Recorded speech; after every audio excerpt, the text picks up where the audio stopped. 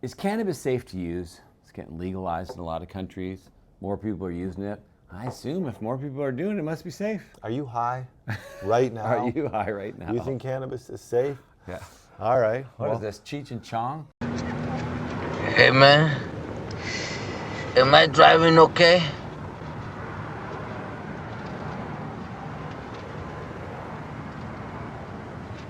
I think we're parked, man. Let's figure it out. Okay. Now, honestly, there are some benefits to cannabis use, right? Let's get those out of the gate right now. So we're going to talk about where it is healthy. Healthy is probably not the right word, but where there are some potential benefits, where it's maybe not so beneficial. We'll bust a couple myths. Welcome to Talking with Docs. I'm Dr. Brad Weening. And I'm Dr. Paul Zalzal. I thought you were going to say I'm Tommy Chong.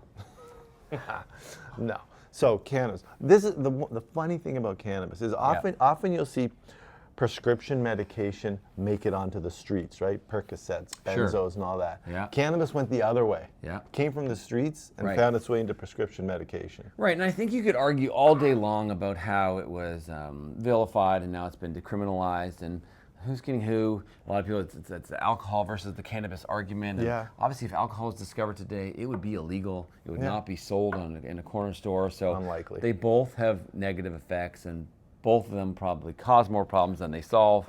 Fair enough. It's a whole nother discussion. Okay, but now focusing on cannabis. Yes.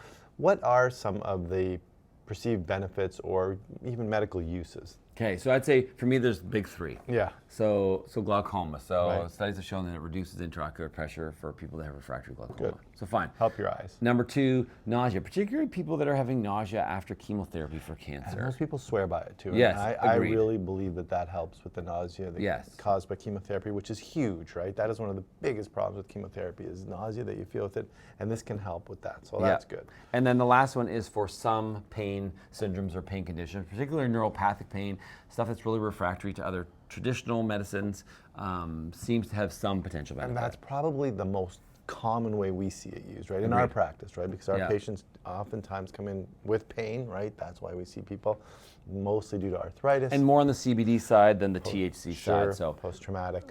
But a lot of those people tell us that, they use it for pain. This is the only thing that works. Okay. So that's your medical uses that we have found in the literature. And there may be others. Leave comments if you found it works, for your hemorrhoids or something. I don't know. Leave a comment if you've had other uses. But those are sort of the big three uses that we see cannabis use finding its way into medical practice. Right. Now, I'd say people that use cannabis regularly certainly argue very vehemently that there's a lot of ways or measures that cannabis is better for you than other things. Sure. And so we're going to probably demystify a little bit of that. Yeah. But remember, being better than something that's really bad for you, but is still bad for you, is not a good thing. That's right. Okay. Yeah. So I think remove the thought. It's just it's not healthy. It's not. It's not a blueberry. It's not a walnut. Yeah. Right. Right. Yeah. It's like saying, well, running across the highway is not safe, but if I run across the highway with a helmet on, it's better. Sure. Did you get that? Yeah, I did. I don't. Soft. Yeah. Okay, so let's. It's like the skydivers that wear a helmet. I'm like, what's? Yeah. Like, come on. You're done, right. Okay. So number one, I'd say for me is that people that smoke, particularly smoke cannabis, would say that it's way better for your lungs than smoking cigarettes. Again, if you're comparing yourself to something that's really bad, and you're a little better than something that's really bad, but you're still bad. Right. So what does the science say about this? So first of all, a lot of people that smoke cannabis combine it with tobacco anyway, so you have a lot of problems with the cannabis there. So now you're back to the to risk there. Yeah. So if you just smoke cannabis and don't add any tobacco, it still has things that become volatile that are toxic. It can lead to problems. And there's growing evidence, the more we study cannabis users, the more we're learning that these people get lung cancer, often more aggressive cancers at younger ages. There have been a lot of articles out in the last 5 years that have shown this. So you are not spared the risk of lung cancer. No. Certainly if you're consuming cannabis edible products, you avoid the lung risk. Yeah. So that's one way to avoid it. But if you're smoking it, we've talked about this, you superheat something and you inhale it, it's just not good for our health. So don't think that you're being protected from lung cancer by smoking weed as opposed to smoking cigarettes. No, and remember, your lungs were made to exchange gases. That's the point of them. So when you're using your lungs to get substances into your body, odds are you're going to do harm. Okay. Okay, number two. Yeah, so number two is the mental health side. There's kind of two separate sections of the mental health. So The maturing brain matures that we believe around age 25. And as it is maturing, there are 3 specific areas that are vulnerable to the effects of cannabis. And that would be your prefrontal cortex, which is like some of the decision-making areas, your hippocampus, where memories are made and consolidated, and your amygdala, where emotions are regulated. So these areas are very vulnerable and are immature until about age 25. So I'm still waiting. a little side note, if you are determined to use cannabis, try to wait till you're 25. Okay, Right? fair enough. It's not an endorsement for cannabis, but if you are saying, forget it, I'm trying it, I'm going to try it, and I'm probably going to use it, try to wait till you're 25 because the effects will be less. So on the emotional side, a lot of people say, well, I take cannabis or I use cannabis products to reduce my anxiety and depression. There are actually good studies to show in people that do, it actually increases your risk of anxiety and depression. Yeah. Yeah. No, ironically, you thought it was decreased. It doesn't. Maybe on the short term, maybe for 2 seconds, maybe while you're high, but overall increases anxiety and depression. Right, so this is not a solution. This is anxiety and depression is a very real, pervasive problem in our society. Complicated. Yes. Talk to your healthcare provider. There are a lot of multimodal strategies to help deal with these things, whether it's therapy, medication, exercise, whatever. There's a whole bunch of things that can help. Please talk to your doctor or your healthcare provider to get help with this. Don't think the cannabis is the answer because it might make it worse. That's what the evidence shows. The second side of this is the more severe mental health stuff, so the schizophrenia and psychosis. So if you are someone who has a genetic predisposition to this, particularly well-documented family history of schizophrenia, this can increase the chances of you getting schizophrenia or having psychotic episodes. And these are obviously very scary, and schizophrenia potentially is irreversible, essentially. So you are encouraged to not wait till you're 25 to avoid if you have a documented altogether. history. Yes, and this is pretty well documented. Right. The next one is, and this is like just about every other drug that we know about, is during pregnancy.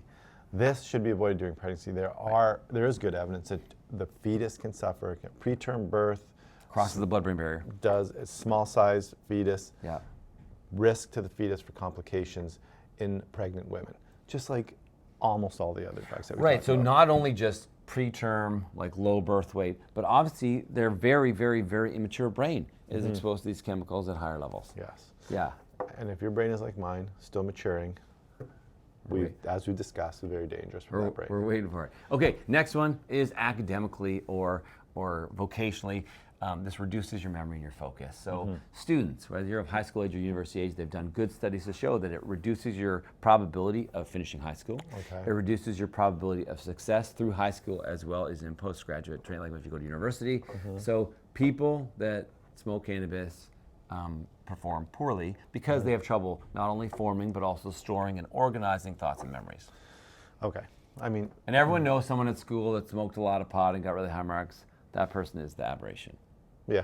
Right? I don't know. Sure. Yeah. There are. It's not a solution. No. And the last one is, and this is probably where I've seen the most recent literature on it, is the cardiovascular effects. Yes. So the most recent paper I found was published in the JACC in March of 2025. Okay, this year. Yeah, and it was reported on by the American College of Cardiologists. Okay. And it found a significant increase in the risk of serious cardiovascular events in people under 50 years old. So this particular study looked at a series of over 4 million people, identified about 2% were cannabis users. Those 2% were less healthy before they even started than the other population in terms of BMI and comorbidities. Yeah. However, when they accounted for all that and found 2 matched groups, okay, I think they ended up with like maybe 60,000 people in the 2 groups, or 80,000 or something like that. Okay.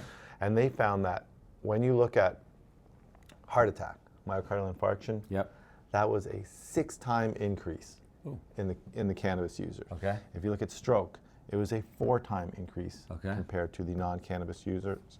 Congestive heart failure, 2-time Yep. increase.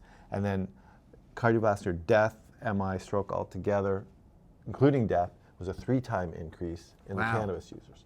That's a lot. So, and this is pretty recent science. Yep. Okay. And it seems like it's an observational type study. It's not a randomized controlled trial. Right. It would be almost impossible to a blinded randomized controlled trial. Yes. Because you'd be able to tell the people that are high. Probably. Yeah. So you can't blind it. But in a retrospective observational type study, definite evidence that you have significant increased risk of cardiovascular events in the cannabis users in people under 50. So if that's not convincing, 'cause that's a lot of stuff. It's Yeah. a lot of negative stuff. Yeah. Some honorable mentions would be the amotivational syndrome that comes with people who chronically use cannabis. These people have been shown to have less motivation because they're high all the time. Right. Well documented. So they do less schoolwork. They go to their job less. They have higher absenteeism. Generally speaking, there are obviously exceptions to the rule. The second one is the hyperemesis situation they can have. People that chronically use hyperemesis. cannabis can develop nausea and vomiting that is very, very significant. Good news is if you stop, it will go away somewhere in the 5 to 6 week range if you stop cold turkey. Not to mention the dependence issue. So it is not traditionally like specifically physically dependent, like if you stop it, you get specific withdrawal, physical withdrawal symptoms, not as commonly, but definitely you do have a dependence that develops because of this. So that's another reason to not do it. Well, they call it the gateway. I mean, it's not itself is Right. not as addictive as tobacco or alcohol. Right. It has some addictive properties, but they often call it a gateway to the other Right, addictions. and that's very hard to measure, but yeah, certainly it makes more sense. So one other little side note, so since its legalization in Canada in 2018, use has gone up like approaching 5 times. The market went from like $1 billion to $5.8 billion. Interestingly, in one paper that I just saw, Canada is number 2. If you ask people how have you used cannabis in the last year, Canada was number 2 behind Chile. So legalization certainly increases the use. It does not necessarily increase the abuse. The U.S. was number 3. U.S. was number 3, and then Iceland. I thought that was interesting. Surprising. Iceland, New Zealand in that study. Imagine the Northern Lights under the influence of cannabis. Wow. And then the last thing I was going to say, what's interesting too, that's probably made it more commonly to be used, is the cost. So everything in life usually goes up, right? So in the mid 80s, because cannabis was illegal and it was hard to find and to procure, and it was harder to produce, a gram of cannabis or marijuana was $5 to $10. Is that what you used to pay for it? No, in 1985 I was like a kid. Early starter. I wasn't smoking weed.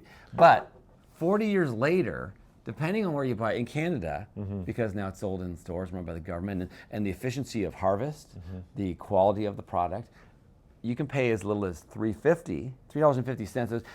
What things in life have gone down in the last 40 years? Sorry, if you drug buy it dealers. wholesale, they said $1.28. I thought it was interesting. Who's buying weed wholesale? Sorry, drug dealers. So it's gotten cheaper. So that's one of the arguments, right? Is that, hey, it's cheaper, so I'm gonna do it, it's cheaper. Yeah. And then the other thing that is really concerning though is the amount of THC in cannabis has gone up drastically. So in the 70s and 80s, it was in the 2 to 8% range. That's more the hallucinogenic part of it. Yeah, right? so the stuff that if you're trying to get you high, the amount of get high stuff in there is like 2 to 8% before. Now it can go as high as 35%. So potentially 15 times stronger. So this is why it's probably making more habits. It's probably reducing your motivation to do stuff. You're not going to school. You can't make a memory. You know what's got me? Things have changed. Is the gummy. That Yeah, gummy the bear. edibles. If you think of the gummy bear, that was just a treat. Then we started putting vitamins in it and made gummy bear vitamins. Then we stuck a bunch of fiber in it. We made gummy bear fibers. Yeah, put some weed in it. Now we got some weed in the gummy bear. Well, and this is also There's never been a more versatile treat. This is also the really dangerous thing for the kids, kids. right? A kid sees an edible, so please, if you do use them, please hide them and lock them away from your children, because that child thinks that that's a candy. I think that was on And there has episode, been- wasn't that on the On episode? The Pit. The Pit, yeah. Yeah, and the guy almost lost custody of his child Because of the gummies. Yeah, so, and the trouble is the doses in these are very high, so kids can get very sick, and then incidence of overdoses for adults as well as for children has gone up drastically in countries where this is readily available. So take-home message is, it's not as safe as you thought. It is not a healthy solution, and if you're going to imbibe, just do it very, very carefully and responsibly. I'm going to design an entire meal in the gummy bear with your fiber, your protein, your vitamins, your carbs in the gummy bear. Truly where fun food has gone to die, Dr. Zalzal's Gummy Gummy bear. Meal. The whole meal. There you go. If you like this video, please like it. Subscribe to our channel. Share it with someone that you thinks that cannabis is totally safe. If you're high right now, we're sorry. We didn't want to make you feel bad about what you're doing, but True buzzkill. right? Whoa, we are a buzzkill. Remember, you are in charge of your own health. We'll see you next time.